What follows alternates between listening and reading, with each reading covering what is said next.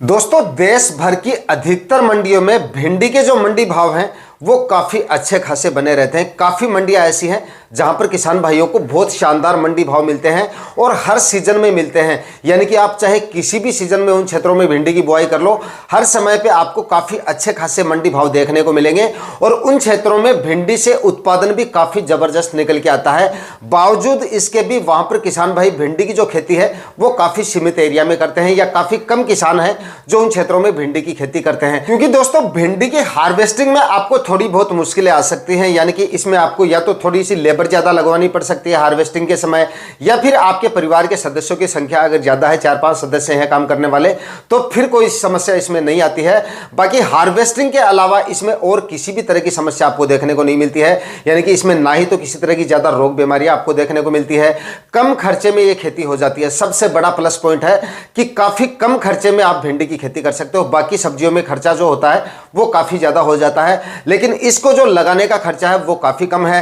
रोग बीमारियां भी इसमें आपको काफ़ी कम देखने को मिलती हैं और हर सीजन में हर समय इसके जो मंडी भाव हैं वो आपको काफ़ी अच्छे खासे मिलते रहते हैं। तो दोस्तों, अगर आप नए किसान हैं और सब्जियों की खेती का अनुभव आपका कम है तो आप भिंडी की खेती का चुनाव कर सकते हैं। यानी कि कम अनुभव वाले किसान भाई भी भिंडी की खेती आसानी से करके अच्छा उत्पादन ले सकते हैं। या फिर अगर आप ऐसी फसल लगाना चाहते हैं जिसमें लगाने का खर्चा काफ़ी कम है, यानी कि आप ज़्यादा खर्चे वाली सब्जियां अगर नहीं लगा सकते, तब भी आप भिंडी की खेती का चुनाव कर सकते हैं। यानी कि कम खर्चे में और कम अनुभव में आप इस खेती को करके काफी जबरदस्त मुनाफा ले सकते हैं। तो दोस्तों, भिंडी की फसल के बारे में कंप्लीट जानकारियां आज के इस वीडियो में आपके साथ शेयर करूंगा। किस तरह से आपको भिंडी की खेती करनी है, किस तरह से आप भिंडी की फसल से ज्यादा उत्पादन निकाल सकते हैं, कितने आपको इससे मंडी भाव मिल सकते हैं, कितना शुद्ध मुनाफा आपको इससे मिल सकता है, लगाने का सही समय कौन सा है, इसकी अगेती खेती करें या फिर आप पछेती खेती करें। कंप्लीट जानकारियां आज के इस वीडियो में आपके साथ शेयर करूंगा, इसलिए वीडियो पे लास्ट तक बने रहना है।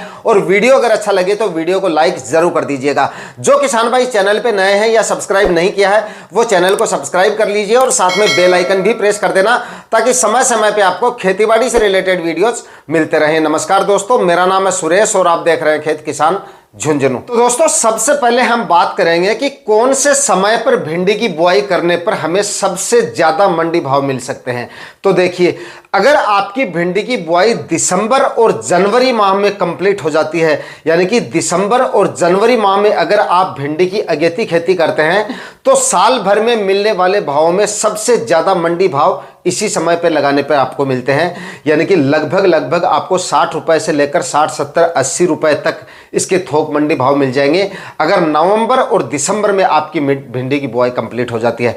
उसके बाद में आप फरवरी के पहले सप्ताह से लेकर और फरवरी के मध्य तक अगर आप भिंडी लगा लेते हो, तब भी आपको इसके एवरेज मंडी भाव मिल जाते हैं, काफ़ी ठीक ठाक मंडी भाव मिल जाते हैं। और उसके बाद में गर्मियों में लगातार आपको इसके मंडी भाव काफ़ी अच्छे खासे मिलते रहते हैं और ये फसल आपको लंबे समय तक उत्पादन देती है। क्योंकि गर्मियों में जब एक बार इसके भाव थोड़े से जो है वो डाउन आएंगे मार्च के आखिरी सप्ताह तक, उसके बाद में मंडियों में काफ़ी सब्जियां ऐसी होती है जो गायब हो जाती है मंडियों से, यानी कि उनकी जो आवक होती है मंडियों में वो काफ़ी कम हो जाती है। इस वजह से मार्केट में और कोई सब्जियां नहीं होने की वजह से या सब्जियों की आवक कम होने की वजह से भिंडी के भावों में फिर से सुधार होना शुरू हो जाता है और उसके बाद भी ये आपको काफी अच्छे खासे मंडी भाव देती रहती है। तो कहने का मतलब है कि या तो आप दिसंबर और जनवरी में भिंडी की बुआई करें या फिर आप फरवरी के मध्य तक इसकी बुआई कर लेते हैं, तब भी ये आपको काफी अच्छा प्रॉफिट देके जा सकती है। लेकिन जो किसान भाई इसकी बुआई दिसंबर और जनवरी माह में कर रहे हैं, उनको इसकी खेती लो टनल विधि से करनी है। क्रॉप कवर के द्वारा आप इसकी खेती करेंगे तभी ये सक्सेस हो पाएगी, तभी ये ग्रो हो पाएगी और तभी बीजों का जमाव हो पाएगा। जिन एरिया में या जिन किसान भाइयों के क्षेत्रों में अगर टेम्परेचर बहुत ज़्यादा डाउन हो जाते हैं, पाले वगैरह लगातार लंबे समय तक गिरते हैं, मतलब क्रॉप कवर से भी अगर पाले का असर होता है, तब तो उन क्षेत्रों में आपको भिंडी की जो खेती है वो दिसंबर और जनवरी माह में नहीं करनी है। बाकी क्षेत्रों में अगर पाले वगैरह कम गिरते हैं, 2-4 दिन मैक्सिमम, हमारे क्षेत्रों में क्या होता है 3-4 दिन मैक्सिमम होते हैं, 3-4 दिन से ज़्यादा पाले वगैरह मतलब जो है वो नहीं गिरते हैं, तो ऐसे क्षेत्रों में आप क्रॉप कवर के द्वारा इसकी खेती कर सकते हैं। बीजों का जमाव भी काफ़ी अच्छे से हो जाएगा क्रॉप कवर के अंदर और उत्पादन भी आपको काफ़ी अच्छा देके चली जाएगी, क्योंकि क्रॉप कवर में काफ़ी अच्छे तरीके से ये ग्रो हो जाएगी। दोस्तों इसके बाद में मार्च के मध्य तक अगर आप भिंडी की खेती करते हैं, मार्च में भी अगर आप भिंडी लगा के हैं तब भी आपको इससे अच्छा मुनाफा मिल सकता है। वैसे तो आप इसकी खेती मार्च के आखिरी सप्ताह तक भी कर सकते हैं, लेकिन सबसे अच्छा उत्पादन लेने के लिए मार्च के मध्य तक आपके भिंडी की बुआई कंप्लीट हो जाती है तो आपका उत्पादन भी काफी शानदार निकलता है, क्योंकि बाद में टेम्परेचर जो है वो काफी ज्यादा हो जाते हैं। तो मार्च के मध्य तक अगर आप इसकी बुआई कर देंगे और उस समय पे जब आपकी भिंडी मार्च में लगाई हुई भिंडी जब मार्केट में आएगी उस समय पे दिसंबर और जनवरी में लगाई गई भिंडी का उत्पादन कम होगा, तो इस वजह से उस भिंडी का भी आपको काफी अच्छे खासे मंडी भाव मिल जाएंगे। और उसके बाद में जुलाई और जून वगैरह में भी भिंडी की खेती की जाती है, उस समय भी भिंडी के से जो है अच्छे मंडी भाव लिए जा सकते हैं, अच्छा उत्पादन लिया जा सकता है। लेकिन ये जो मैंने समय बताया है ये भिंडी की फसल के लिए काफी ज्यादा अनुकूल है, काफी ज्यादा उत्पादन निकलता है, क्योंकि बरसाती भिंडी में जो है रोग बीमारियां काफी ज्यादा देखी जाती है, जड़ से संबंधित भी काफी ज्यादा समस्याएं देखी जाती हैं। तो इस समय पे बरसात के सीजन के मुकाबले अगर आप दिसंबर, जनवरी, फरवरी, मार्च में अगर भिंडी की खेती करते हैं तो ये आपको सबसे अच्छा प्रॉफिट देके जा सकती है। लेकिन भिंडी की फसल में आपको सबसे ज्यादा सावधानियां एक ही चीज की रखनी है, जमीन की तैयारियों की और खाद उर्वरकों की, क्योंकि इसमें जड़ से संबंधित बीमारियां काफी ज्यादा देखी जाती हैं। थोड़ी सी भी सावधानी अगर आप नहीं रखते हैं, जमीन की तैयारियां अगर आप ठीक से नहीं रखते हैं, तब आपकी भिंडी की फसल से जड़ से संबंधित रोग आ जाते हैं और आपकी भिंडी की फसल काफी ज्यादा प्रभावित हो जाती है, काफी ज्यादा प्लांट आपके खराब हो जाते हैं। तो दोस्तों इसके लिए आपको क्या करना है, जैसे ही आप अपनी जमीन की तैयारियां शुरू करें उससे पहले 2 से 3 ट्राली तो आपको सड़ी हुई गोबर की खाद डालनी है। गोबर की खाद आपको डालते समय सुनिश्चित करना है कि आपकी गोबर की खाद बिल्कुल भी कच्ची नहीं होनी चाहिए, यानी कच्चा गोबर बिल्कुल नहीं होना चाहिए। कच्चा गोबर अगर आपने डाल दिया तो भिंडी की फसल में जड़ से संबंधित बीमारी आपको देखने को मिलेंगी, काफी ज्यादा रोग बीमारी आपको देखने को मिल सकती है। कच्चा गोबर डाल रहे हैं उससे अच्छा है आप गोबर की खाद ना ही डालें तो बेहतर रहेगा। तो सड़ी हुई गोबर की खाद आप डालें और उसके बाद में कम से कम 3 से 4 कल्टीवेशन करें और हर कल्टीवेशन के बीच में 2 से 3 दिन का गैप डालें, मतलब धूप से उसको 2-3 दिन तपने दें। हर कल्टीवेशन के बीच में जो है 2-3 दिन का गैप डालें, यानी कि हर कल्टीवेशन के बीच में अगर आप 2-3 दिन का गैप डालेंगे, जमीन को धूप से तपने देंगे, तो जमीन में पड़ी फंगस अपने आप धूप की वजह से खत्म हो जाएगी और आपकी भिंडी की फसल में जड़ से संबंधित जो बीमारियां लगती हैं, जो फफूंद जनित रोगों का प्रकोप होता है भिंडी की फसल में, वो आपको काफी कम देखने को मिलेगा। इस तरीके से आपको जमीन की तैयारियां करनी है, लेकिन 3 से 4 कल्टीवेशन करने काफी ज्यादा जरूरी है। मैंने आपको बता दिया कि भिंडी की फसल में जड़ से संबंधित बीमारियां सबसे ज्यादा देखी जाती हैं और उनका जो कंट्रोल है वो आप इसी तरीके से कर सकते हैं, मतलब कि अच्छी तरह से अगर आपकी जमीन की तैयारियां होगी तो ये बीमारियां आपको कम से कम देखने को मिलेंगी। उसके बाद में 50 केजी इसमें आपको लेना है डीएपी खाद और उसके बाद में 25 केजी आपको यहां पे लेना है म्यूरेट ऑफ पोटाश और 20 से 25 केजी ही आपको यहां पे यूरिया खाद लेनी है। इन खादों का मिश्रण तैयार करें और इसके साथ में 500 ग्राम प्रति एकड़ के हिसाब से जो खाद उर्वरक मैंने बताई है वो एकड़ के हिसाब से बताई है। 1 एकड़ का बेसल डोज मैंने आपको बताया है, उन्हीं में 500 ग्राम प्रति एकड़ के हिसाब से एक फंगीसाइड जो है वो आपको जरूर ऐड कर लेना है। इसके लिए आप कार्बेंडाजिम और मैनकोजेब 12 और 63% में आता है वो आपको ऐड कर लेना है। और दोस्तों इन्हीं के साथ में जो रिजेंट आता है जिसके अंदर फिप्रोनिल होता है 0.3% दानेदार फॉर्म में आपको लेना है। 4 से 5 केजी या फिर 3 से 4 केजी से भी आप काम चला सकते हैं। 3 से 4 केजी आप लेके चलें। 3 से 4 केजी प्रति एकड़ के हिसाब से जो दानेदार फिप्रोनिल आता है, जो रिजेंट आता है, वो आपको ऐड कर देना है। वो भी आपकी फसल में, भिंडी की फसल में काफी ज्यादा आवश्यक है। तो बुआई के समय जो बेसल डोज आप डाल रहे हैं उनमें ये भी आपको मिक्स कर देना है, जिससे जड़ से संबंधित किसी भी तरह की बीमारी आपको देखने को नहीं मिलेगी।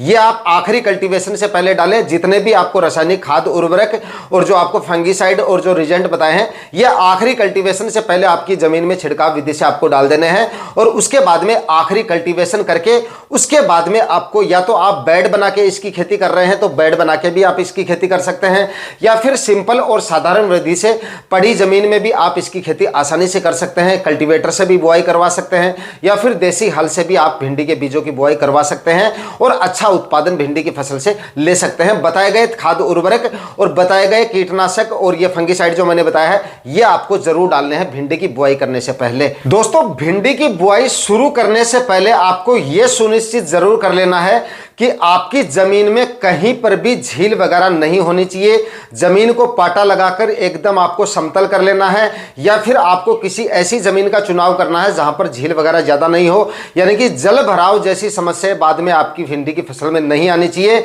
वरना अगर आपने चाहे कितने भी तरह के इंसेक्टिसाइड डाले हैं या फिर आपने कितने भी चाहे फंगिसाइड डाले हैं, अगर आपकी जमीन में जल भराव जैसी समस्याएं होंगी तो आपकी भिंडी की फसल में जड़ से संबंधित बीमारियां आपको काफी ज्यादा देखने को मिलेंगी। भले ही आपने चाहे कितने भी तरह के फंगिसाइड वगैरह डाले हो, जल भराव की समस्या अगर आपकी भिंडी की फसल में आएगी तो इन बीमारियों का आपको सामना करना पड़ सकता है। तो ये आपको जरूर सुनिश्चित कर लेना है कि कहीं पर भी जो है झील वगैरह आपकी जमीन में नहीं होनी चाहिए। जमीन को एकदम समतल करके और उसके बाद में ही आपको भिंडी के बीजों की बुआई करनी है। दोस्तों अब बात कर लेते हैं भिंडी की टॉप 5 वैरायटियों के बारे में जिनका आपको चयन करना है, क्योंकि भिंडी की फसल से अच्छा उत्पादन लेने के लिए अच्छी वैरायटियों का लगाना काफी ज्यादा जरूरी है। तो नंबर 1 पर आप यहां पे काम में ले सकते हैं एडवांटा कंपनी की राधिका वैरायटी आती है भिंडी की, काफी शानदार और काफी अच्छी वैरायटी है। इस वैरायटी का आप सिलेक्शन कर सकते हैं और भिंडी की फसल से काफी अच्छा उत्पादन ले सकते हैं। इसके बाद में अगली जो वैरायटी है वो है नुमेंस कंपनी की सिंघम वैरायटी। ये भी काफी अच्छी और काफी शानदार वैरायटी है। इस वैरायटी का उत्पादन भी काफी शानदार निकल के आएगा और फलों की जो क्वालिटी है वो भी आपको काफी शानदार मिलेगी। तो इस वैरायटी का भी आप सिलेक्शन कर सकते हैं। इसके बाद में एडवांटा की ही एक और वैरायटी है, नाव्या के नाम से आती है। इस वैरायटी का सिलेक्शन भी आप कर सकते हैं, मतलब कि एडवांटा की नव्या वैरायटी आती है। ये भी काफी शानदार और काफी अच्छी वैरायटी है। तो आप इस वैरायटी का सिलेक्शन भी कर सकते हैं और काफी अच्छा उत्पादन भिंडी की फसल से लिया जा सकता है। इसके बाद में दोस्तों अगली जो हमारी वैरायटी है वो है नुमेंस कंपनी की ही सम्राट वैरायटी। इस वैरायटी का भी आप सिलेक्शन कर सकते हैं। यह भी काफी अच्छी और काफी शानदार वैरायटी है। इसके फलों की क्वालिटी भी आपको काफी शानदार मिलेगी और उत्पादन इसका भी आपको काफी शानदार मिल जाएगा। जो भी वैरायटियां आपको अपने एरिया में मिले उन वैरायटियों का आप सिलेक्शन कर सकते हैं बताई गई वैरायटियों में से और भिंडी की फसल से अच्छा उत्पादन ले सकते हैं। इसके बाद में दोस्तों अगली जो वैरायटी है वो है माहिको की 10 नंबर वैरायटी आती है भिंडी की। यह भी काफी अच्छी और काफी शानदार वैरायटी है। इस वैरायटी का भी आप सिलेक्शन कर सकते हैं। बाकी आप अपने एरिया में देखिए कि आपकी एरिया में कौन सी भिंडी की वैरायटी ज़्यादा चलती है, उस हिसाब से अपने एरिया में चलने वाली उन वैरायटियों का सिलेक्शन करके भी आप भिंडी की फसल से अच्छा उत्पादन ले सकते हैं। दोस्तों भिंडी की खेती से उत्पादन कितना लिया जा सकता है और कितना इससे मुनाफा मिल सकता है, तो देखिए अगर आप भिंडी की 1 एकड़ में खेती करते हैं, चाहे आप अगेती खेती करें चाहे आप इसकी पछेती खेती करें, अगर आपकी जमीन की कंडीशन अच्छी है, अच्छे खाद उर्वरक अगर आपने डाले हैं तो लगभग 35 से लेकर और 45 क्विंटल तक इसका उत्पादन लिया जा सकता है। और अगर आपने अपनी फसल का रखरखाव ठीक से किया है, खाद उर्वरक अगर आपने अच्छी मात्रा में डाले हैं, समय समय पर फर्टिगेशन और स्प्रे का अगर आप मैनेजमेंट रखते हैं तो ये उत्पादन और भी ज़्यादा हो सकता है। लेकिन मिनिमम आप जो है 35 से लेकर और 45 क्विंटल तक आप इसका उत्पादन मान के चलिए। मंडी भाव की अगर बात करें तो अगर आप इसकी अगेती खेती करते हैं, मतलब मैंने आपको बताया कि जनवरी और दिसंबर माह में अगर आप इसकी खेती करते हैं तो लगभग 60, 70, 80 रुपए तक इसके मंडी भाव मिल जाते हैं। लेकिन अगर आप 40 रुपए मंडी भाव भी लेके चलें तब भी आपका जो भिंडी की फसल का मुनाफा है वो 1.5 लाख के आसपास भिंडी की फसल आपको मुनाफा देके जाती है। और इसको लगाने का जो खर्चा है वो भी इतना ज्यादा नहीं होता है, मतलब मैक्सिमम 20 से 25 हजार रुपए आपका खर्चा होगा, इससे ज्यादा इसका खर्चा नहीं होता है। क्योंकि इसमें ना ही तो आपको बेड वगैरह बनाने की जरूरत पड़ती है, ना ही इसमें प्लास्टिक मल्च वगैरह लगती है और ना ही इतने ज्यादा खाद उर्वरकों की आवश्यकता इसमें पड़ती है। इसलिए इसकी खेती का खर्चा जो है वो काफी कम है। और दोस्तों अगर आपको इसके मंडी भाव, अगेती भिंडी के मंडी भाव अगर आपको 50-60 रुपए से ऊपर मिल जाते हैं या 50-60 रुपए के भी मिल जाते हैं, तब आपका मुनाफा जो है वो 2-2.5 लाख रुपए के आसपास भी जा सकता है। तो कम खर्चे में ज्यादा मुनाफे वाली फसल है जिसको आप इस समय पे लगा के काफी अच्छा प्रॉफिट ले सकते हो। आज के वीडियो में इतना ही। वीडियो अगर आपके लिए इंफॉर्मेटिव रहा तो वीडियो को लाइक और शेयर जरूर कीजिएगा। चैनल पे नए हैं तो सब्सक्राइब जरूर कर लीजिएगा। मिलते हैं किसी और वीडियो में नए टॉपिक के साथ, तब तक के लिए जय हिंद, वंदे मातरम।